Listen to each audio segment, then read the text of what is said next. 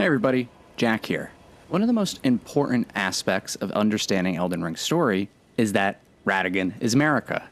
It's one of the big reveals at the halfway mark of the game and at the end of the game when you fight Radagon in person. And with that information, it was supposed to recontextualize what we actually know about America. One of those things is understanding what America knows and what Radagon knows. For instance, some of the echoes of America are actually echoes of Radagon. We need to do some investigations to figure that out. So the first one we're going to look at is at the Minor Erdtree Church. Before we touch the grace and get the dialogue, let's look at this place and think about it, how it's different than the other churches. So first, nearly all of the churches that we find in the lands between are generally churches to America. This one happens to be a church for a minor Erdtree. This minor Erdtree is much different than other minor Erdtrees. For one, it has golden bark and golden leaves. Most minor Erdtrees that we see, they don't have this golden bark. They have kind of like regular tree bark. This one is also different as in it is spiraling upwards. It's not just going completely straight. This is also in comparison to the Erdtree. So there's something special about this minor Erdtree church compared to the other Erdtrees, giving it a specific church. We find, I think, 2 more of these minor Erdtrees, or at least 1 more in the realm of shadow. There's a reference to this minor Erdtree with the perfumer's talisman, which says there are gardens known only to perfumers, whether hidden on the fringes of the highlands or obscured by shadows inside caves. The flowers blossom in secret, waiting to impart their scent. In the Shadow Altus, which is the counterpart to the Altus Plateau, so highlands, and inside of a cave, we find a tree like this.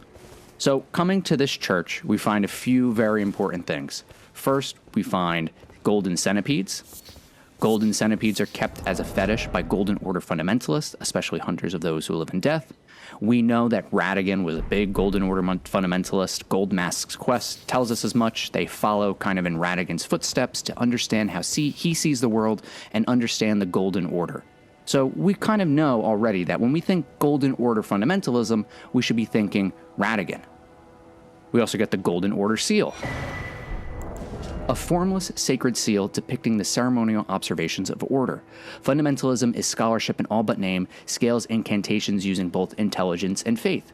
So we can tie this also to Radagon as well with the intelligence and faith because of Radagon's icon. A legendary talisman depicting the Elden Lord Radagon. As the husband of Rennala of Caria, the red-haired Radagon studied sorcery, and as the husband of Queen Marika, he studied incantations. Thus did the hero aspire to be complete. Radagon's story is one that's very interesting because when he's first introduced, he's introduced as a commander in Liurnia who is going to war against the Carians and eventually marrying Rennala at the Church of Vows. Later, if you explore the rest of the region, you can come across the Carian study hall, and you could see some of the information Radagon may have learned while being with Rennala. For instance, inside the Carian study hall is the cerulean seed talisman, a cerulean-colored talisman patterned after an Erdtree seed. The Erdtree was once perfect and eternal, and thus was it believed that Erdtree seeds could not exist. So if we think about Radagon as someone who is following the Erdtree, following the Golden Order, he comes to Liurnia, goes to war, and then he marries Rennala and starts learning the secrets that the Carians know. The Carians come from the mountaintops. They have concords with the Crystallians, the dragons, some trolls, and the wolves. These people have very old ancient knowledge tied to Noxian culture and Noxian heritage, and they can impart that wisdom onto Radagon. He's studying sorceries, he's studying the soul, he's studying glintstone, and he's studying the stars, and he learns this information that there are things such as Erdtree seeds. So when he is recalled back to the capital by Marika, he comes to possibly this minor Erdtree church. We start seeing the development of Golden Order fundamentalism. We see its roots at the minor Erdtree church. So if we rest at the site of grace and we listen to the echo of Marika from Melina, I want you to think about this dialogue as if it's coming from the perspective of Radagon. After the minor Erdtree church, when we go into the Leyndell capital and we use the law of regression, which can reveal mimicry in all its forms, we learn that Radagon is Marika. So if Radagon is Marika, the inverse should also be true. Marika is Radagon. If X equals Y, then Y equals X. So I want you to listen to this dialogue before we break it down and imagine that it's Radagon saying this.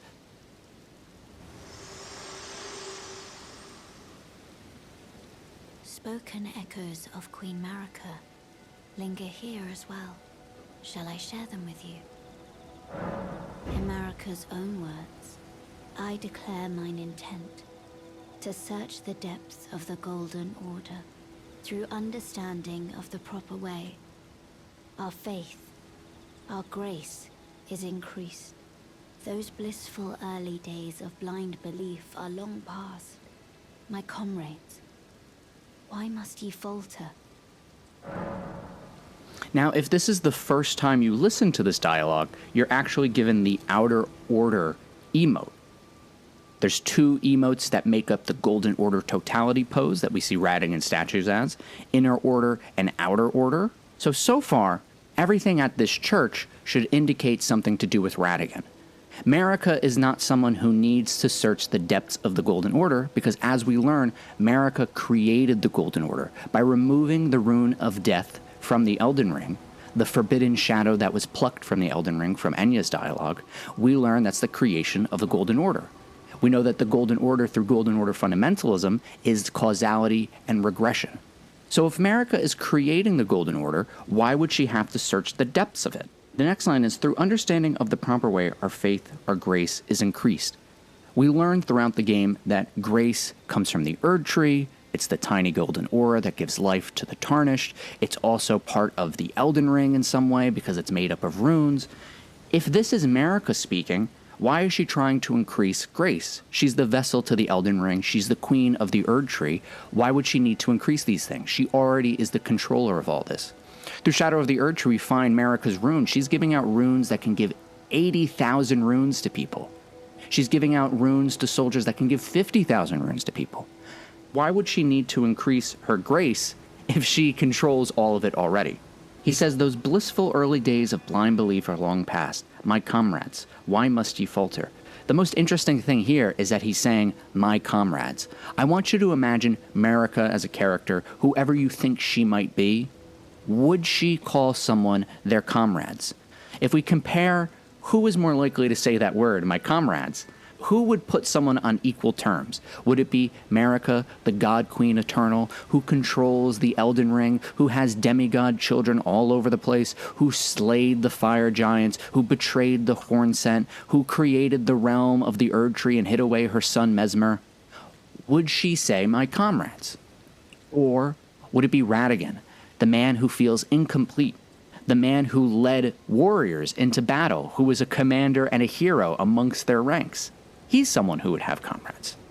So far, I think, just from all those, also, our outer order.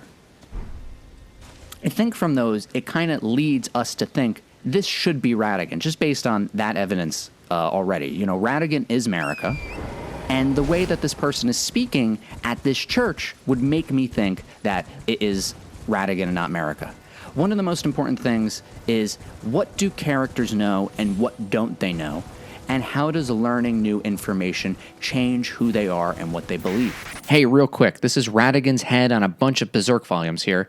If you enjoy this method of theorizing, where we're actively playing the game and learning what is happening in Elden Ring, consider watching the Mimic commentary every Monday, Wednesday, and Friday on Jack as a Mimic, posted 9 a.m. EST. It is a full lore-through Let's Play of Elden Ring from start to finish, and you might really like it. Give it a try. Thanks, everybody. Back to the video. If we picture Radagon as someone who has blind belief in the Golden Order, who has to go to the depths of it to become a Golden Order fundamentalist, what would he have to learn in order to increase his faith and increase his understanding? Well, the important part about that emote is that it's outer order. It's what comes from without. To get the inner order emote, you have to find D in the Shifa River amongst a lot of different silver tears and a lot of different mimics. One of my primary theories, which is a theory that many people have, is that Radagon is a mimic of Marika. I'm on a little different separate side. I personally think that Marika and Radagon are the same silver tier, but they have like a different personality. They're kind of split. Radagon is the silver tier who gets reborn again and again, and his memory gets lost, and Marika is the silver tier who doesn't get reborn again. If you're not sure what I mean by his memory loss, if you do the Artist Shack painting in Liurnia, the resurrection painting, you go to the graveyard at Caria Manor and you look towards Raya Lucaria, and there you get a larval tier, and you get the juvenile scholar robes, which talks about how when they are reborn again, their memory fades into oblivion. So if Radagon is a mimic of Marika, or if they're the same silver tier, if Radagon is a character who's reborn again, he would lose his memories and he would forget. That's neither here nor there for proving that this echo of Marika is actually Radagon's, but I thought I'd mention it. So beneath the minor Erdtree Church, we have this sealed tunnel, and we break open an illusory wall to get into the sealed tunnel. Why is it sealed? What are they trying to hide? What information are they trying to protect? Not only is the sealed tunnel have illusory walls, but it also has the vulgar militiamen. So it has people hired to come to this tunnel to protect it. Behind another illusory wall is where we start learning the secrets. Now I want you to imagine the perspective of Radagon or any other character, that they believe the Erdtree is perfect and eternal, that it's always been here. Coming down through the sealed tunnel, we see roots coming through. Now, we're directly below the minor Erdtree Church, so we should assume that these are the roots coming from the spiral minor Erdtree up above.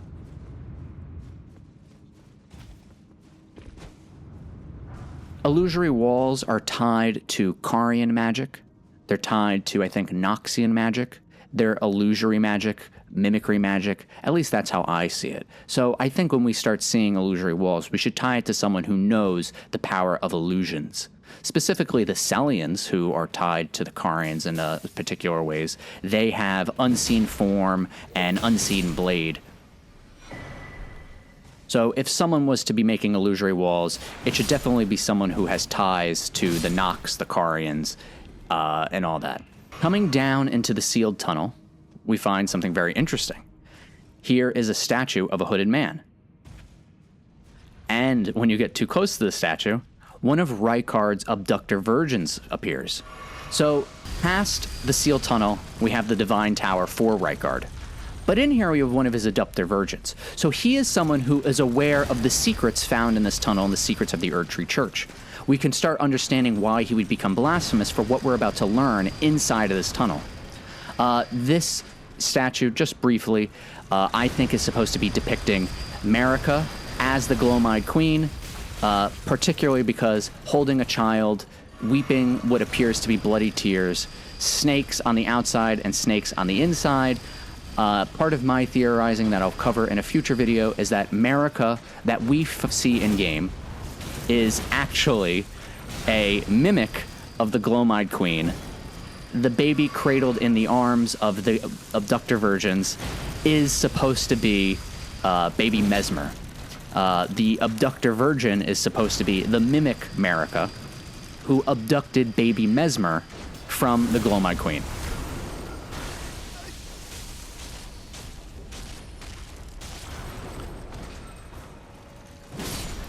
And since Rykard is the blasphemous, Serpent King, I imagine that he understands this information. He knows this information, and that's kind of what leads him to blasphemy. He kind of learns too many secrets about what is going on in Erdtree culture that gets him a little uneasy.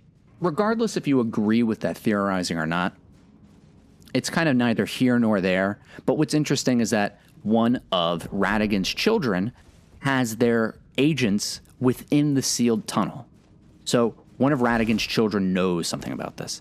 If we think about the relationship between Rykard and Radagon, it's not one that's mostly talked about, but we can look at things such as Rykard's helmet. We can look at the Gelmir Knight helmet.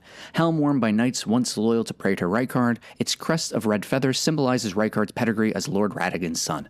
So Rykard is someone who has a lot of care for his father and respects him, much like Radagon does. Both of them seem to have a lot of respect for their father.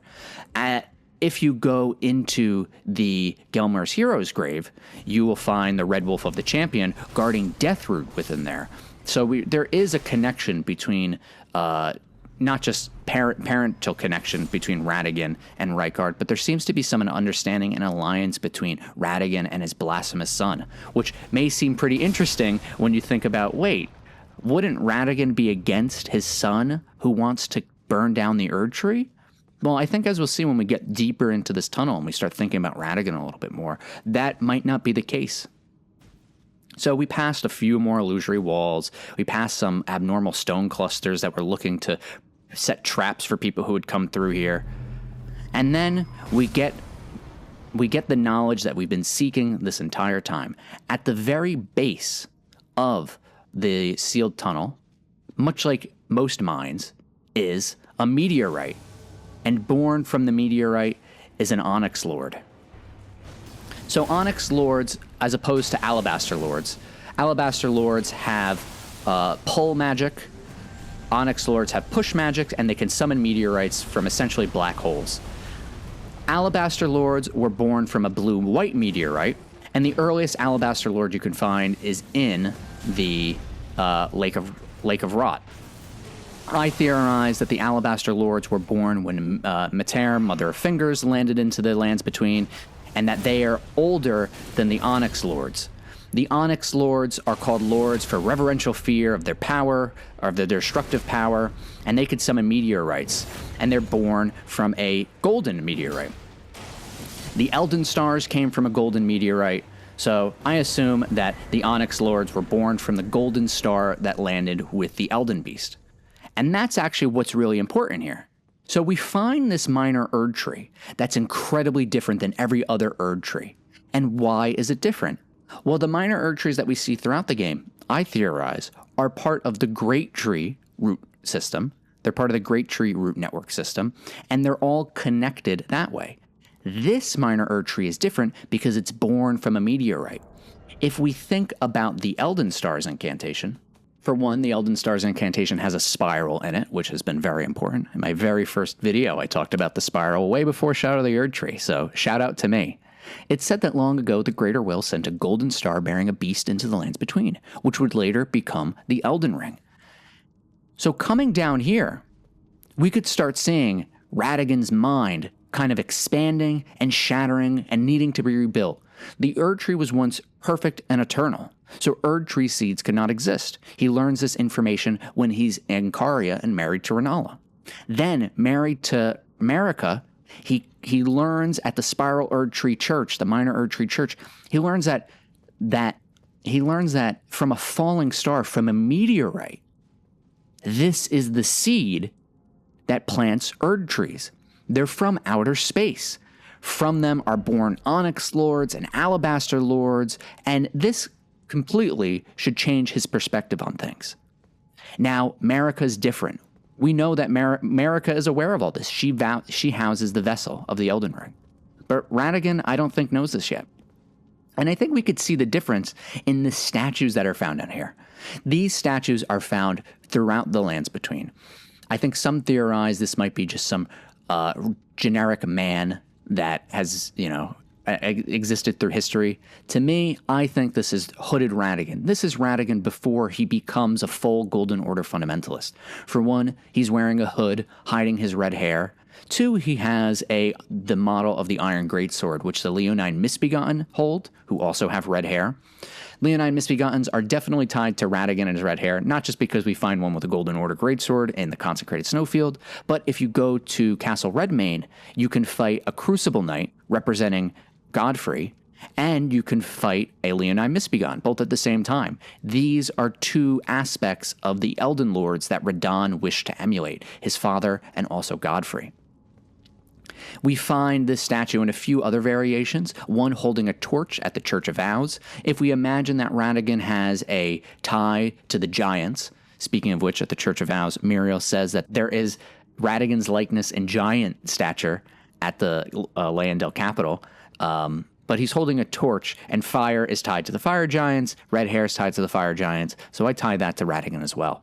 We also find one of these statues holding a book. We find them mostly at the Carian Study Hall and some of the Divine Gates. That indicates to me Radagon as the learner of both Golden Order fundamentalism, of sorceries, of incantation, faith, and intelligence, him trying to learn more about the world and who he is. And most importantly, we find these statues in the Wandering Mausoleums, which can duplicate memories, and we find it in Noxtella. Part of my Radagon as a mimic theorizing and America as a mimic theorizing is that we have this kind of long-standing plot by these underground mimic people trying to change the world in their image. So I hope that taking this walkthrough between these two areas can kind of recontextualize who these echoes are from. I think firmly that those echoes come from Radagon, the one from the Minor Erdtrees. I don't see Marika being someone who would need to search the depths of the Golden Order, specifically because she already knows the depths of the Golden Order. She created it. Another one of those echoes of Radagon, I think, is this one. This is at the top of Liurnia, the Grand Lift Adectus. If Radagon was going to invade Liurnia and make a command to the Carians and to Rhylucaria, this is what I think he would say to them. Spoken echoes of Queen Marika linger here as well. Shall I share them with you? In Marika's own words, the erdtree governs all. The choice is thine. Become one with the order, or divest thyself of it, to wallow at the fringes, a powerless upstart. Now, it could possibly be Marika who said that dialogue, but to me I think it makes more sense that when Radagon is invading Liurnia in the First Liurnian War, this is the type of speech he's giving to his enemies. The last thing I wanted to talk about is Radagon being not opposed to Marika, but being allied with Marika once he learns the truth about him being Marika.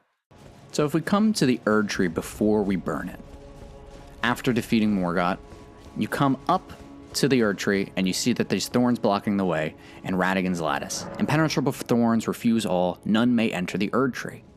Radagon, as a Golden Order fundamentalist, understands causality and regression, cause and effect. He knows that if you set up a cause, there will be a specific effect. If Radagon did not want the Erdtree to burn, he would not have the thorns put up. Let's think of it this way. We can't enter the Erdtree, so what do we have to do? We have to go to the Forge of the Giants and give it kindling, either Melina or the Tarnish, to burn down the Erdtree to get destined death so we can enter the Erdtree, kill Radagon, slay the Elden Beast, and then pick an ending. If Radagon doesn't want the Erdtree to burn, why would he put up the thorns? The thorns being here makes it necessary to burn the Erdtree. And that's exactly what Marika wants. We can even go further if we think about causality and regression. To make a god-slaying weapon, you have to enhance it with a ancient dragon smithing stone. The ancient dragon lord's seat is said to lie beyond time. This stone lightly twists time, allowing the creation of a weapon capable of slaying a god. So the way that you can slay a god is by having a weapon that can slightly twist time. So if we take a look at the Sacred Relic Sword, we could see that it starts at the bottom, we have legs, then it goes up to a chest with arms in the Golden Order Totality pose, and then the spine continues up until it separates into two spines, making a spiral. So we're seeing I think we're seeing the spines of both Radagon and Marika here. These are made two. But when you slay the Elden Beast, time is lightly twisted, and the Elden Beast reverts back into the Elden Ring, and the body of Radagon and Marika that was turned into a sword reverts back into Marika. So part of Radagon's role as the masculine part of the Silver Tier Mimic is that he is supposed to be the fodder. He is supposed to die in order for you to defeat the Elden Beast. Since Radagon is dead, regression happens when you turn back time, and instead of Radagon, you get Marika. If the story was to play out again, if Marika's goal is not reached, personally, I think Marika has two goals.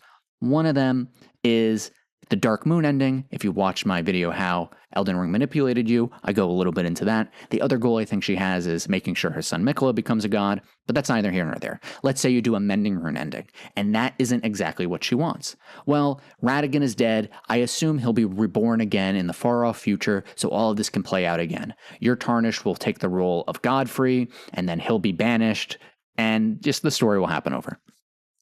Part of the Radagon is a mimic theory. Radagon America is a mimic theory. If we look at the Sacred Relic sword and we see that spiral, it kind of reminds me of the Inseparable sword. If we think about the brothers D, they found solace within the Golden Order.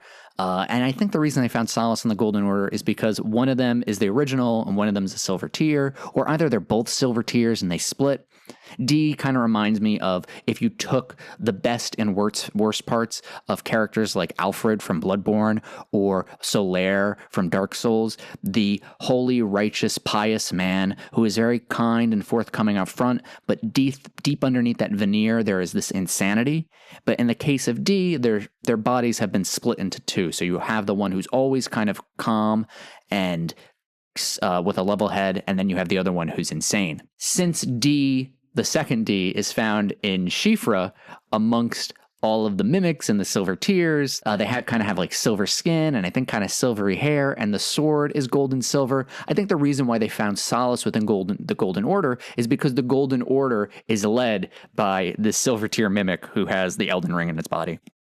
Another thing that kind of about the Sacred Relic sword is that it's very similar to the Godslayer sword, but it's kind of opposite. Instead of it coming together like the Sacred Relic sword at the tip, the Godslayer sword is unraveling at the top.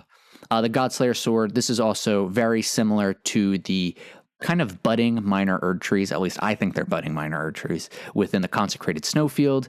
The Consecrated Snowfield also has something very interesting where if you go to one of the erdtrees that has this type of design, you fight an erdtree avatar that splits into two erdtree avatars, doing that kind of twin, kind of mimicry thing there. And then when you get to the Halig tree, that's where you get the black flame within. So kind of gives me some of the kind of gives me some of the America as a mimic of the Glowmide Queen type of thing, or the Glowmide Queen is a mimic America or something like that, something fun like that. So yeah, I hope you enjoyed this little video. I hope it kind of makes sense as to why I think they are, those echoes are Radagons, and kind of what Radagon looks like as a character, someone who is trying to search for the truth, trying to learn who he is as a person, how does this world work, and then eventually he learns the truth that he is complete because he is a god. And when he figures that out, he goes in complete totality and he makes sure the story works as it can. He restores the order with his lattice. He weaves the thread of fate and he weaves the threads of the narrative to put the Elden Ring back together so your Tarnished can come into the lands between and eventually kill him.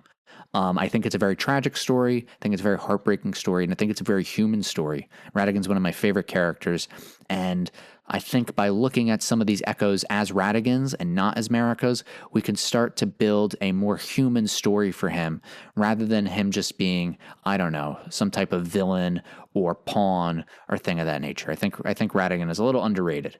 So, hope you all enjoyed that. Let me know if you like this style of video, where we just pick a level, we pick a theory, and we try to just try and do it as quick as possible. All right. Thanks, guys. See you in the next one.